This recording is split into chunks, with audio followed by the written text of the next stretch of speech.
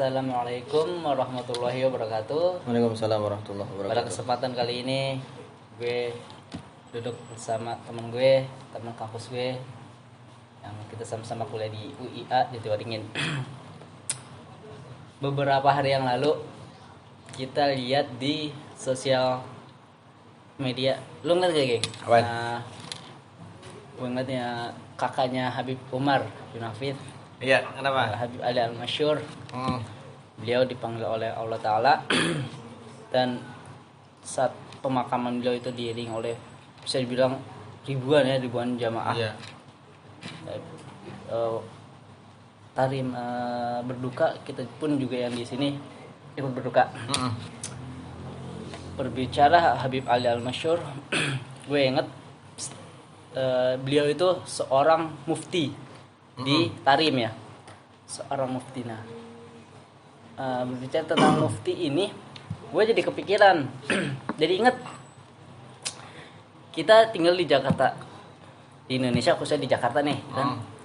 Di Jakarta itu gue pernah ingat ada seorang mufti Betawi namanya Habib Utsman bin Abdullah bin Aqil bin Yahya, ya kan. Nah, Terus? gue pengen ngorek tentang Habib Utsman di mata lu kan, ya lu kan sebagai orang yang emang lahir di sini ya kan. Gue pengen nanya pertama soal mufti, ya kan. Mufti itu apa sih? Jadi kalau di pikiran gue tuh mufti berarti ada kelebihan tersendiri gitu.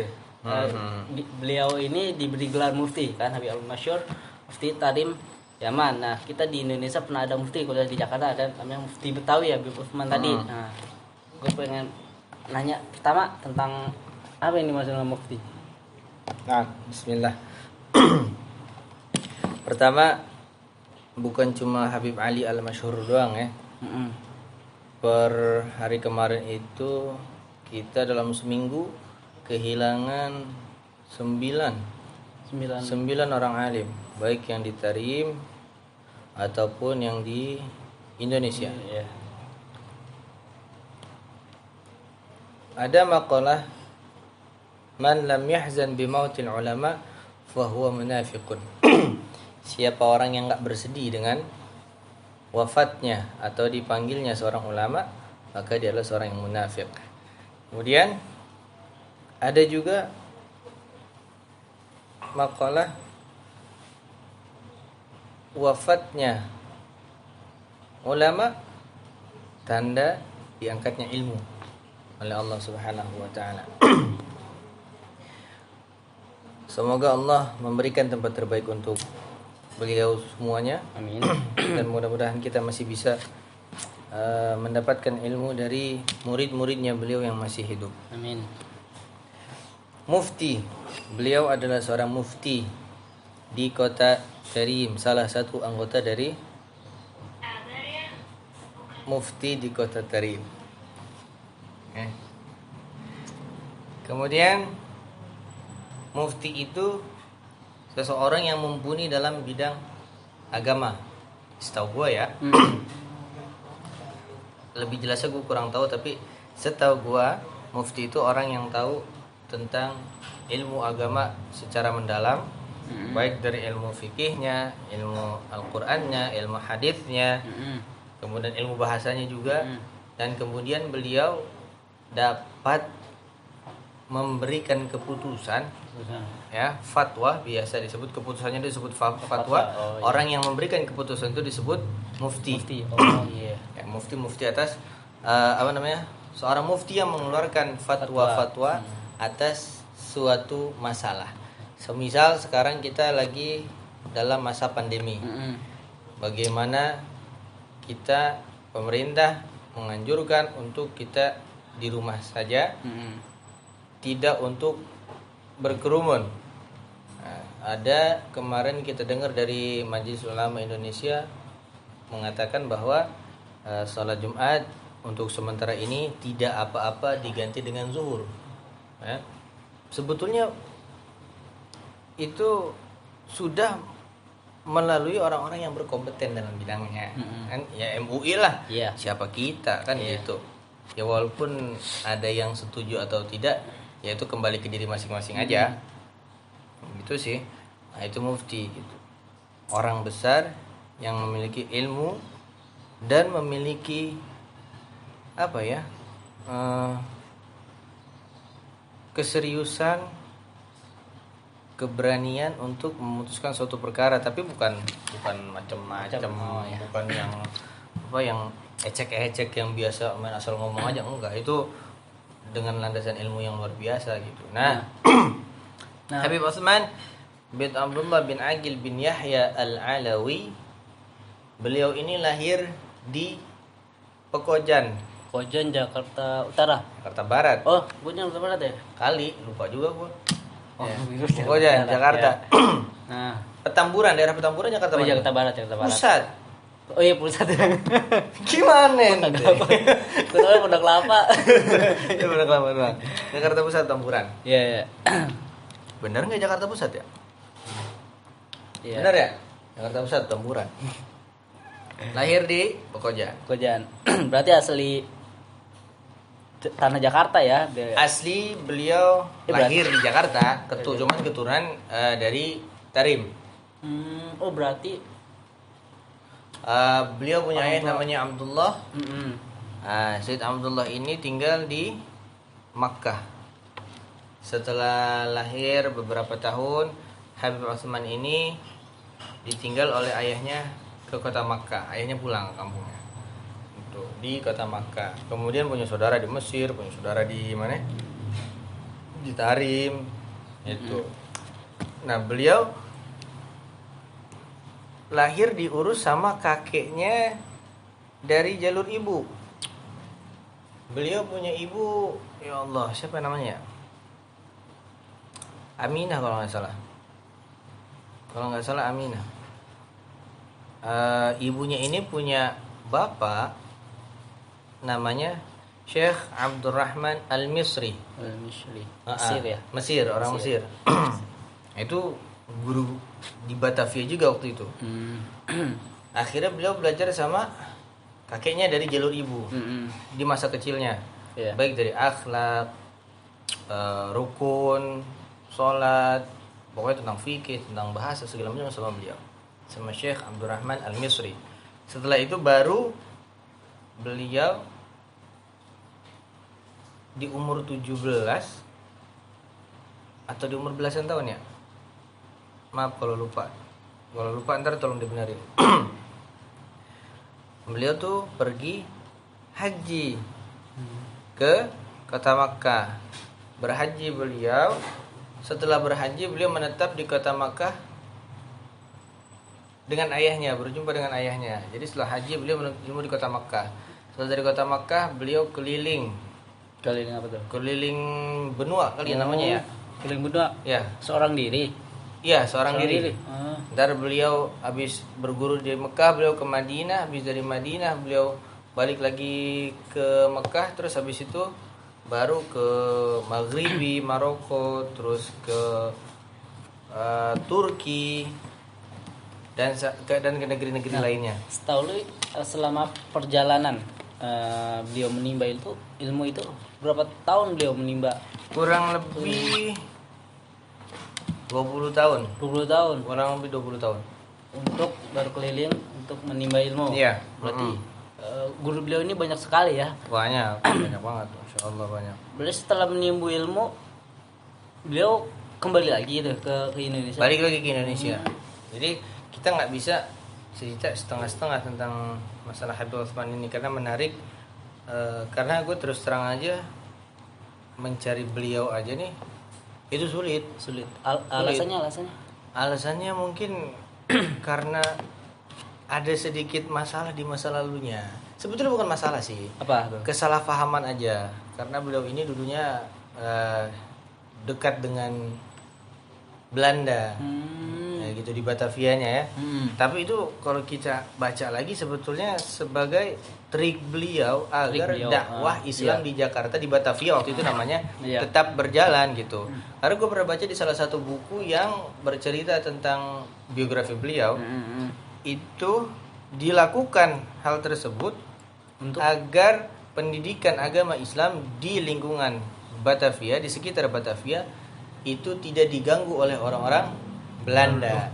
berarti Gitu. gini ya beliau sebagai ulama benar-benar ingin gitu ya, rakyat Indonesia ini ilmu agamanya tetap ada gitu loh ya kan. Jelas, itu kontribusi yang nyata loh. Jadi gue mikir gini juga, beliau seorang mufti yang ingin ilmu agamanya hidup di negeri sendiri ya kan. Hmm. Tetap aja ada kesalahpahaman gitu, ada Oh iya. sujud Iya. dari rakyatnya. Iya, iya, Padahal iya. kan dia nggak sedemikian Iya. ya kan. Artinya perjuangan beliau pada saat itu benar-benar luar biasa gitu ya Iya. untuk penyebaran Hmm. agama di negeri ini gitu. Iya, makanya kenapa gue bilang susah buat nyari biografi beliau ya, karena mungkin ada sesuatu kesalahpahaman di masa lalunya yang akhirnya orang nggak banyak kupas tentang beliau. Padahal beliau adalah seorang yang masya Allah luar biasa keilmuannya, diakui bukan hanya sekedar sekali berulama apa daerah, bukan ulama apa ulama nasional, Bukan, bukan. tapi Beliau itu sekali berulama internasional. Internasional, Kenapa? mungkin. Karena beliau itu di salah satu buku dituliskan pernah berguru kepada Syekh Abu Bakar Syatpo lupa tuh, pengarang kitab I'anatul Talibin. Itu kalau nggak salah itu. Jadi emang gurunya orang-orang besar gitu, guru-gurunya orang besar. Beliau juga pernah mengomentari di salah satu jurnal yang pernah gue baca, Iya. mengomentari tentang pemahaman pembaharu di Mesir. Ah, gimana tuh? Tokoh-tokoh pembaharu di Mesir itu dikomentari sama dikritik sama beliau. Dikritik sama beliau. Apa nggak Bayangin. sesuai nggak Itu dengan berarti kan begini. Beliau ini bukan ulama yang ecek-ecek. Iya. Bukan ulama yang hanya di daerah, bukan gitu. Bukan. Buktinya beliau bisa mengomentari, ada kitabnya, aduh gue lupa lagi nama kitabnya apa ya. Beliau itu mengomentari tentang pemahaman-pemahaman baru yang ada di kota Mesir. Kota Mesir. Di negeri Mesir, bukan di kota Mesir. Gitu. Nah, beliau ini kan seorang mufti. Ya. Artinya ilmuwan. Ya, maaf, Beliau- gue belum selesai. Apa? Tadi setelah beliau belajar Iya. keliling ke Iya. berbagai negara, akhirnya beliau sebelum pulang ke Indonesia beliau balik ke Tarim. Oh, ke Tarim, ke Tarim. tempat. Beliau Oh, itu menikah beliau menikah ketika beliau sampai di kota Mesir. Kemudian beliau juga pulang ke Tarim, ketemu sama keluarganya sebentar. Ya. Kemudian pamitan pulang ke Indonesia lewat Singapura. Jadi mampir dulu maksudnya ke Singapura. Itu yang gue baca begitu. Akhirnya sampai ke Batavia. Di Batavia beliau kembali pertama nyampe Batavia itu kalau nggak salah baca itu ke Surabaya dulu. Surabaya. Ke Surabaya itu ke pamannya apa kalau nggak salah. Bin Yahya juga. Bin Yahya juga gitu. Sampai nanti ketemu sama Habib Lutfi Bin Bin Yahya. Pekalongan. Oh masih gitu. ada. Iya, cuman nggak langsung. Nggak langsung. Jadi Habib Usman ke Surabaya dulu, tadi dari Surabaya baru ke Pekalongan Garisa begitu. Kalau nggak salah gue baca. Berarti Habib Lutfi masih satu keturunan. Satu rumpun. Satu rumpun Iya, sama satu pohon sama beliau. Iya. Nah, terus pulang ke Indonesia, kemudian beliau balik lagi ke masjidnya. Beliau ngajar di masjid-masjid. Kalau nggak salah baca, Model cara dakwah beliau dulu begitu. Ke iya dari masjid-masjid. masjid ke masjid. Cara dakwah beliau benar, menarik tuh. Cara dakwah beliau itu dari masjid ke masjid sampai di Masjid An-Nawir kalau nggak salah. An-Nawir Pekojan. Tempat beliau lahir itu ada namanya Syekh Abdul Ghani Bima. Abdul Ghani Bima. Itu guru beliau. Nah, kemudian Syekh Abdul Ghani Bima ini menyerahkan murid-muridnya atau jamaahnya untuk dilanjutkan oleh Habib Utsman sebab beliau sudah sepuh. Oh iya. Gitu. Jadi minta diapain? Diajarkan. Diterusin perjuangannya gitu. Iya. Nah, posisi Syekh Abdul Ghani Bima ini adalah seorang syekh yang berilmu, yang alim, maka dapatlah dikatakan Habib Utsman ini penerus dan pengganti Syekh Abdul Ghani Bima dalam perjuangan dakwah di Jakarta, di Batavia waktu itu. Oh iya. Nah, kenapa disebut mufti beliau ini? Awalnya nih beliau menolak nih disuruh ngajar di masjid Syekh Abdul Ghani. Nolak. Kenapa? Karena beliau merasa dengan kerendah hatiannya belum ada ilmunya. Gitu. Belum ada ilmunya, belum ada isinya segala macam. Ya, ulama itu rendah hati. Tawadhu. Benar-benar mempraktekkan semakin berilmu semakin merunduk. Semakin berilmu semakin tahu bahwa ilmu itu luas. Dan kita semakin nggak ada apa-apanya gitu. Sampai beliau di Jakarta itu nggak mau tuh tadinya tuh disuruh diperintahkan untuk ngajar, tapi akhirnya karena banyak orang Jakarta, orang Batavia yang pengen belajar agama dan nggak ada lagi kecuali Habib Utsman yang mumpuni gitu, akhirnya beliau mengambil dan menerima perintah tersebut. Beliau menganggap sebagai kewajiban gitu. Nah, akhirnya muncullah permasalahan-permasalahan di sekitar umat, di sekitar masyarakat, baik masalah sholat, masalah zakat, masalah rukun Islam, rukun iman. Nah, itu beliau ada kitabnya, ada rukun Islam, beliau bikin kitab bahas rukun Islam tentang Babul Minan. Kemudian tentang rukun Islam, Babul Minan. Terus tentang rukun iman beliau bikin Irsyadul Anam. Nah, dulu udah nana aja. Belum selesai nih. Lanjut. Biar sampai ke puncaknya. Jadi sistemnya beliau dakwahnya dengan taklim, metodenya dengan taklim, sama dengan ini kitab. Ya. Jadi beliau itu bisa kita bilang ya, hobinya itu menulis, mengarang kitab. Jadi beliau itu di salah satu buku dituliskan dakwah bil lisan wa bil qalam atau bil kitab. Dakwah dengan lisan, dengan lidah, dengan ucapan, atau dengan kitab atau dengan pena, maksudnya menulis, mengarang gitu. Makanya ada salah satu profesor guru besar di UIN Syarif Hidayatullah kalau nggak salah. Kalau salah nanti dikoreksi. Karya beliau itu ada 140 lebih. 140 lebih. Dan itu memang mayoritas kebanyakan itu berbahasa Jakarta Melayu. Ya, dengan tulisan Arab. Jadi bahasanya tetap bahasa apa? Indonesia. Bahasa Melayu. Bahasanya bahasa Melayu, tulisannya tulisan Arab gitu. Nah, sekarang disebutnya sebagai bahasa apa? Jawa Pegon itu. Nah, itulah di saat masyarakat membutuhkan jawaban atas masalah-masalah agama, perkara-perkara agama yang membingungkan.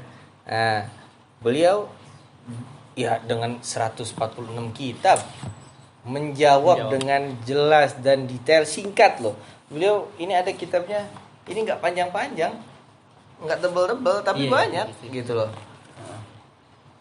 Akhirnya beliau dijulukilah sebagai Mufti Batavia waktu itu, sekarang lebih dikenal sebagai Mufti Betawi. Begitu. Walaupun nantinya beliau ini ada beberapa yang tidak sepemahaman dengan beliau hanya dalam urusan kedekatan dengan Belanda. Segitu aja sebetulnya.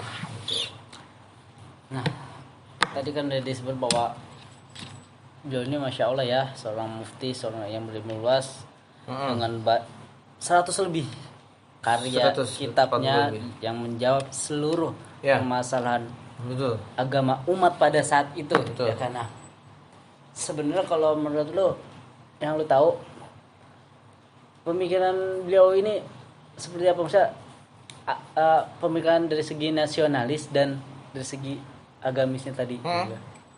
Ya. Apakah beliau kan pada saat itu kan masih di jam penjajahan. Iya. Yang pasti Indonesia pada saat belum merdeka. Ya kan? Nah, pemikiran beliau ini seperti apa sih itu untuk Nah. jiwa nasionalisme? Apakah beliau Oh. juga ikut berjuang gitu, Oh, mengangkat iya. senjata atau hanya Baik. dakwah saja gitu? Kecintaan beliau terhadap Batavia Iya. sudah barang tentu menjadi kecintaan beliau juga terhadap Nusantara waktu itu. Ya walaupun belum ada namanya waktu itu. Iya, belum. Masih belum. Hindia Belanda kalau nggak Iya, salah ya. Hindia Belanda. Tapi Batavia udah ada. Tapi ada Nah, karena tuaan Jakarta daripada Indonesia. Indonesia berapa tahun? 60 70 berapa gitu. 70-an tahun. Iya. Jakarta berapa? Dari 400-an. Iya, 1527. 1527. Iya. 500 malah tuh. Iya. Iya. Ada lebih-lebih tua Batavia. Batavia udah ada. Beliau, nah ini menarik. Apakah beliau ikut angkat senjata? Iya. Nah, ini menarik. Ada salah satu kitab yang lagi-lagi menjadi kontra. Jadi kontra. Ya. Karya kita beliau. Iya, karena Kenapa tuh? waktu itu ada beberapa golongan yang ingin melawan Belanda dengan Iya. angkat senjata. Tapi beliau tidak memilih dengan itu. Tapi secara logika sah aja dong. Iya, sah aja sih. Nah, Tapi menurut beliau ini ya yang kita udah bilang tadi di awal, beliau nggak pengen orang ini belajar agama itu jadi susah. Kalau otomatis kalau misalnya kita perang Iya, fisik dipersulit. iya. Makanya yang tadi itu jangan kita baca atau kita pahami sebagai beliau ini dekat akrab dengan Belanda. Enggak, Pak. Tidak. Tapi itu sebagai strategi beliau bagaimana caranya dakwah Islam masuk menyebar dengan tenang di Batavia dan Nusantara umumnya. Begitu. Makanya tadi pertanyaannya bagus. Angkat senjata apa enggak? Habib Usman tidak angkat senjata. Memilih untuk Memilih berteman sebagai Berteman. strategi dengan Ya. musuh untuk kesejahteraan rakyatnya lah ibarat katanya gitu. Kesejahteraan jamaahnya, murid-muridnya biar enggak terganggu belajar agamanya, biar nggak ada yang disuruh pulang kah apa gimanain lah, dijahatin gitu. Nah itu strategi beliau gitu. Sampai kedekatan beliau tuh luar biasa ya. Sampai beliau itu diberi lencana sama Ratu Wilhelmina apa kalau nggak salah, ya itu siapa itu? dari Belanda, Ratu Belanda. Jadi betul-betul apa? Betul-betul dekat, tapi bukan dekat membela Belanda, bukan. Tapi jadi kepikiran gue juga nih. Beliau dekat apa sih yang sebenarnya dibahas sama Belanda? Jadi soal Belanda, apakah Belanda? Jadi kan Belanda kayak ada mengambil keuntungan. Oh jelas. Nah dari Habib Ya. Utsman ini. Ya jelas. Nah keuntungan seperti apa gitu? Jadi ya jadi Habib Utsman Wah yang ini bisa menarik. diterima. Ini menarik. Ini agak-agak bahas gimana ya? Agak ke sejarah dikit ini. Ini enggak, ini soal politik. Oh Ini politik. Ini berat. Oh Habib Utsman iya. pertama deket sama orang Belanda itu, kenal dekat sampai menjadi sahabat itu selama 3 tahun persahabatan dan Snoek Hurugronje. Snoek Hurugronje adalah seorang apa ya? Dewan khusus dari Dewan khusus. Belanda. Hmm. Beliau pernah bertemu di kota Makkah.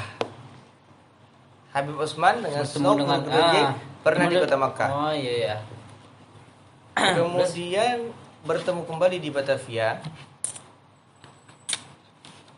Itu betul ada pemanfaatan. Kenapa? Ya gampangnya gini. Kenapa sih Belanda itu dekat sama Habib Utsman? Satu, itu dari Snoek Hurugronje-nya bilang bahwa Habib Utsman ini adalah orang yang berkompeten, cerdas, Iya. berilmu, agamanya tidak diragukan lagi. ya. Nah, makanya ini ada semacam apa ya? Pengendalian biar umat, kan mayoritas waktu itu Muslim. udah lumayan muslim Iya, banyak gitu iya, ya. iya. Walaupun belum merdeka tapi muslim udah banyak Oh. gitu. Udah banyak gitu. Iya iya. Jadi cara Belanda megang Habib Utsman, mendekati Habib Utsman biar nih yang muslim nih nggak pada banyak protes. Protes terhadap Politik. iya iya. Gitu loh. Iya paham. Itu pemahaman gue setelah gue baca apa kita baca tentang sejarah beliau gitu. Tapi ya masuk akal juga sih. Kalau nggak salah ada kalau Islam terus kolonialisme terus apa lagi kita gitu. Itu tentang biografi Habib Utsman full. Full. itu ada dibikin dengan bahasa Inggris. Bahasa Inggris bahasa Belanda, tapi sekarang ada bahasa Indonesianya. Itu bisa dicari di mana? Di Perpustakaan Nasional. Itu full tentang Habib Utsman. Ini menarik, sangat menarik gitu. Jadi biar semua orang tahu bahwa Mufti Betawi itu orang besar. Itu. Jadi kalaupun memang ada sesuatu yang enggak cocok ya, misalnya dalam kedekatan dengan Belanda, yaitu tadi harus kita cari. Iya, itu sebuah strategi sih ya. itu, biar dakwahnya beliau itu tetap berjalan gitu, terus juga murid-muridnya tenang gitu. Nah, gue menarik nih, lu salah satu orang yang gue tahu tentang Habib Utsman, ya kan? Salah satu kitab yang gue tahu pernah baca, pernah diajarin adalah kitab ini, Perhiasan Bagus. Oh iya, kenapa? Ya. Setelah gue terus terang baru setengah sih, tuntasnya belum tuntas sih. Ya. Gitu gue menarik nih. Ini kitab tentang rumah tangga ya, tentang bagaimana istri dan anak gitu kan ya kan. Nah,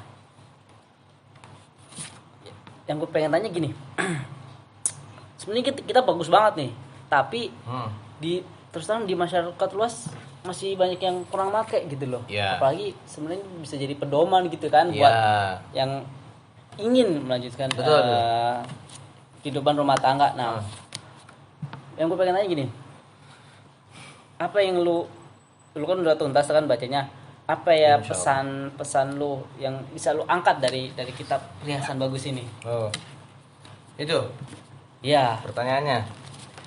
Pertama ya, ada perkataan dari, gue buka perkataan dari almarhum al-maghfurlah Kiai Haji Maimun Zubair bin Zubair. Kiai Haji Maimun Zubair bin Zubair Dahlan.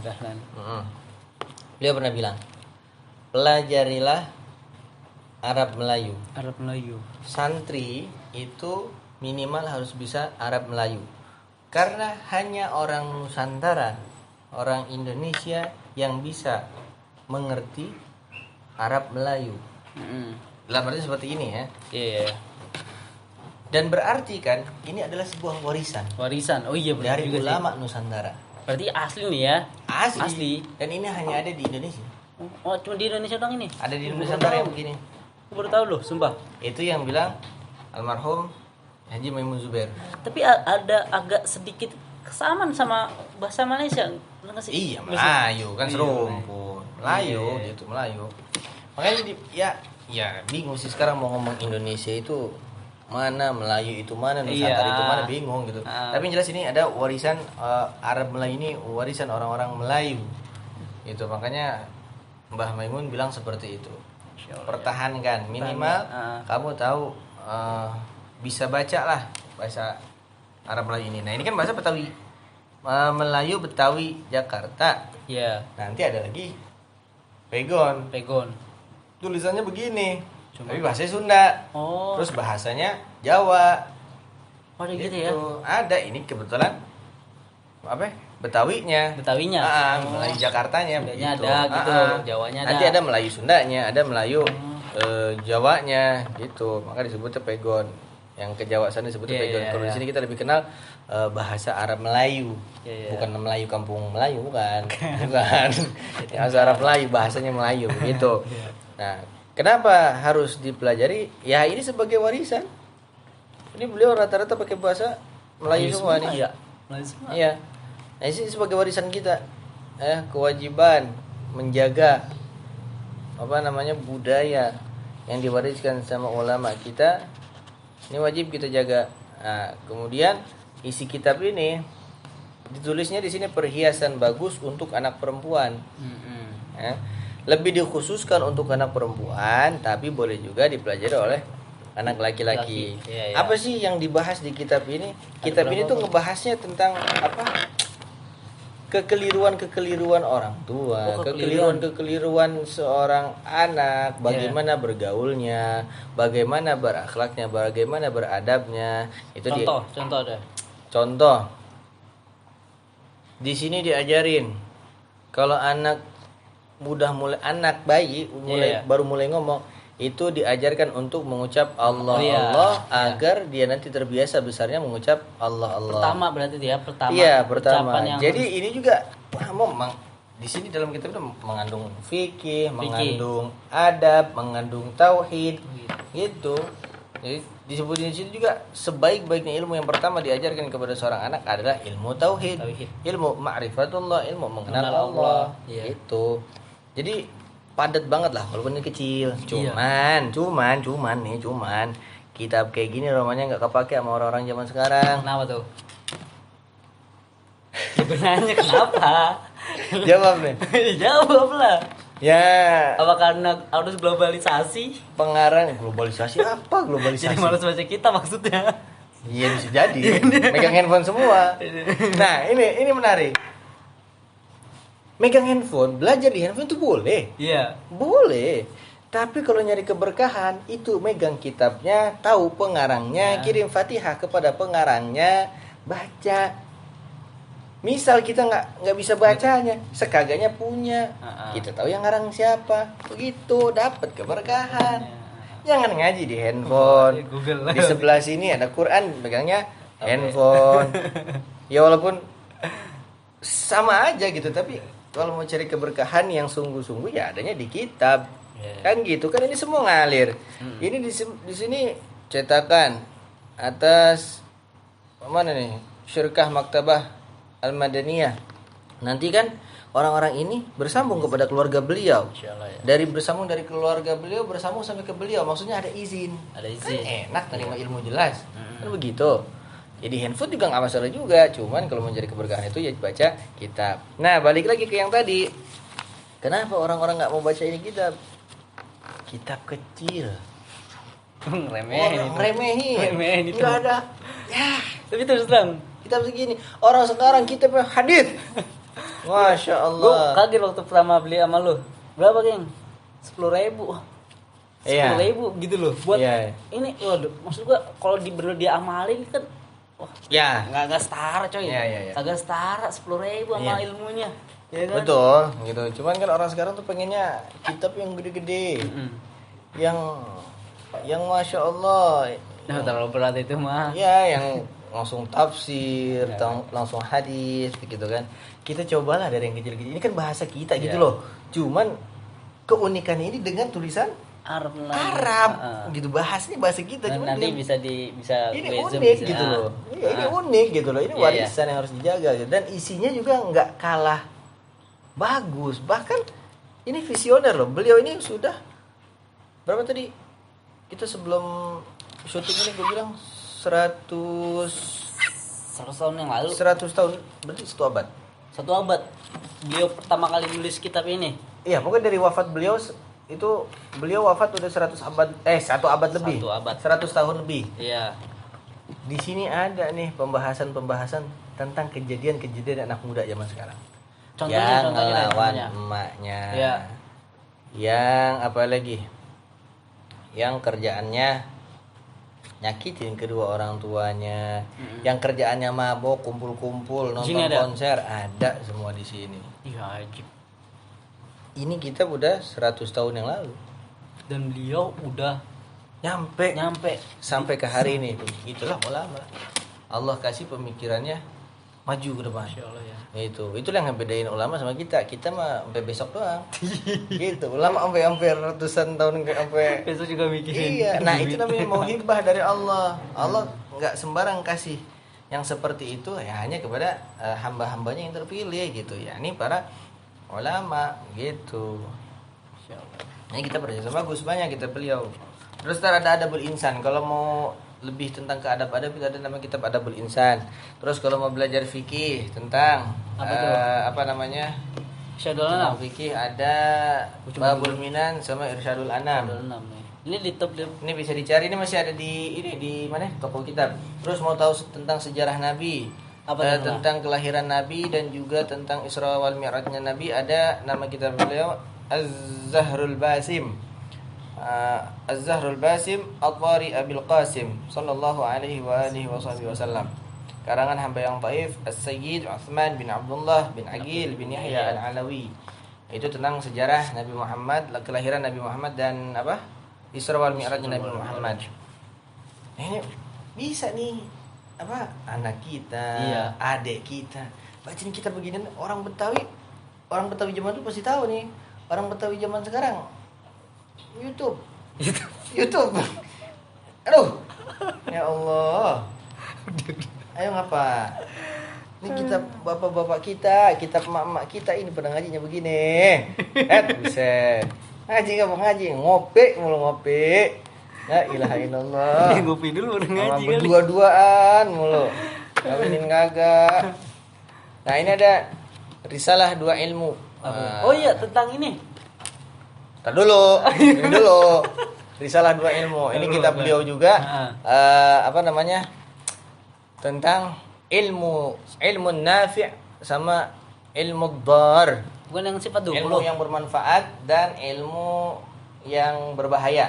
Dan di sini ada ulama yang baik. Ada ulama di sini nih kitab ini. Ada di sini. Aku belum punya. Nah, terus sama lu kan Betawi. Terus ini ada kitab Maslakul Akhyar tentang wirid-wirid atau zikir-zikir sehari-hari yang warid yang datangnya dari sambung berarti itu ya. Muhammad SAW. Sambung ya. Terus berisi doa-doa juga. Insya Allah ya. Terus mana lagi? Terus ada apa ini? Minhajul Abidin bukan? Insya Allah Minhajul Abidin bukan. Bukan. Minhajul Istiqomah. Oh, apa tuh? Nah, ini membahas perkara-perkara tentang bid'ah. Wah, ini menarik. udah jangan di sini. Iya. Ngasih tahu aja. Ya, terus ada perhiasan bagus. Nah, ini boleh nih kita kalau emang nggak paham, seenggaknya kita bisa baca-baca aja deh. Kalau mau paham ntar cari guru. Ini kita sifat 20. Nah, itu dia yang tadi pengen gue tanya. Iya, itu ini kan sifat tentang menurutku paling populer lah sampai sekarang. Iya, sampai sekarang. Sifat 20. Tapi yang ngaji orang tua. Aki-aki yang ngaji. Anak mudanya kemana? Anak mudanya? Oh, caran. Iya. Cewek mulu. Realisasi nikah, agak nikah. Itu sifat 20. Tentang apa sih? Tentang tauhid. Tentang sifat-sifat Allah. Nah, ini sifat, dengerin. Tauhid nggak bisa sembarangan. Betul, setuju. Jangan belajar tauhid tanpa ada gurunya. Betul. Gila, harus punya guru. Jangan sembarangan. Baca Quran tafsir, jangan juga sembarangan. Jangan ngambil sesuatu itu sesuai tulisannya aja. Ya nggak bisa lah. Itu nggak bisa. Secara tekstual nggak bisa ya. Ya harus ada gurunya. Gurunya juga yang benar-benar apa ya? Nggak sekedar bisa baca doang. Gurunya harus betul-betul yang mengerti tentang ilmu tauhid. Gitu. Itu kitab beliau. Ini yang gua ada nih 1, 2, 3 kurang lebih 8 atau 9 gitu. Yang masih ada di pertokoan itu 9. Nah, kalau mau beli di mana itu? Hah? Apa? Ya kalau mau beli misalkan nih buat ada di daerah Kuitang, ada di tuh. daerah Tanah Abang juga ada. Gitu. Nah, alhamdulillah ya hari ini luar biasa sekali. Luar biasa. Tentang Oh iya, kalau ada yang salah, ada yang keliru, baik dari sejarah beliau atau kitab-kitab beliau atau pembahasan gua ada yang salah, tolong dilurusin kan. ya. Diluruskan ya. Soalnya gua juga salah dibenerin bukan. Iya, gua juga namanya baru belajar, dalam artian baru belajar itu baru nyari tentang beliau gitu. Jadi kalau ada yang salah tolong dibenarkan, diluruskan gitu. Gua ngambil kesimpulan aja nih ya terakhir ya dari apa yang lu ucapin. Ya. Beliau ini seorang mufti Betawi yang keilmuannya luas, yang berkeliling dunia, nimba ilmu selama 20 tahun, balik lagi untuk menjadi seorang ulama yang panutan ya, dan bagaimana perjuangan beliau pada saat itu di masa penjajahan, bagaimana beliau tetap berdakwah dengan metode baik lisan maupun tulisan. Nah, kemudian beliau ini karena begitu banyak, ada 100 lebih tadi disebutkan ya kan. Nah, semua permasalahan umat yang soal agama sudah terjawab, insya Allah sudah terjawab di 140 kitab tersebut. 140 lebih ya. 140 kurang lebih segitulah. Tapi nggak ada semua itu. Iya. Maksud gini, ada beberapa Mungkin yang bisa hilang. dilihat di perpusnas bisa. Ha-ha. Cuman dalam bentuk apa sih yang harus pakai? Oh iya, itu apa sih sebutannya? Nggak tahu lah gue itu. Iya, seperti itulah. Iya. Oh, ini arsip apa? Arsip. Ya kita udah ke perpusnas saja deh coba Bisnas, cari. bisa ya Ha-ha. cari-cari Karyanya tentang karya Sayyid beliau. Utsman. Sayyid Utsman. Nah. Nah. Dan terakhir buat semua yang nonton nih ya, ini kitab-kitab beliau sangat jadi panutan gitu loh untuk kita belajar agama. Nah, tentunya dengan melalui seorang guru yang tadi sudah disebut oleh teman saya ini, ya kan.